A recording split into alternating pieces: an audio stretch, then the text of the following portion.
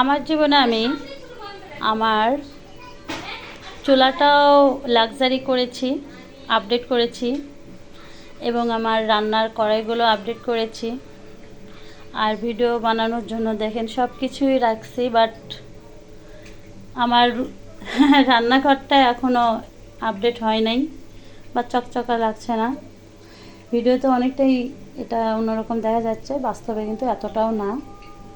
তো যাই হোক, এখানে রিং লাইট লাগাইছি, প্লাস ওখানে একটা প্লেট দিয়েছি। আর এটা আমার 3 বার্নের লাক্সারি চুলা। এটা তোমাদের অনেকেরই পছন্দ হয়েছে এর আগের ভিডিওতে। আজকে আমি চিকেন ফ্রাই করছি, তো আমি সুন্দর একটা ননস্টিক কড়াইতে আমি এটাকে ভাজাভাজি করছি। আর এখানে আরও রয়েছে। তো যাই হোক, সব কিছু আমার খুব চকচকা হলেও রান্নাঘরটা এখনও ওরকম চকচকা করতে পারিনি। তো তোমরা সবাই দোয়া করবে আমি যেন সুন্দর একটা রান্নার ঘর করতে পারি। এবং নিজের, এটা তো ঢাকা শহরে মানুষের বাড়িতে, কিন্তু আমার নিজের যেন একটা সুন্দর রান্নাঘর থাকে। তোমরা সবাই আমার জন্য দোয়া করবে।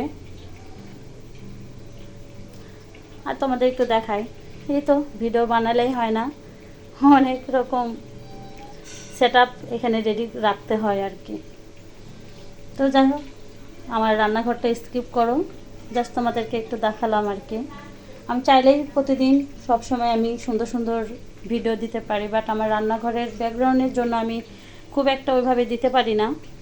আর রেগুলার ইউজ করি যেসব জিনিস, সেগুলো দেখাই।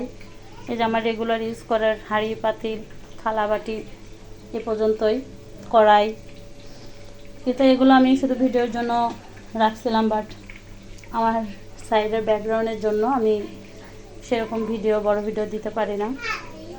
তো সবাই দোয়া করবে আমার নিজের জন্য একটা সুন্দর একটা লাক্সারি রান্নাঘর থাকে।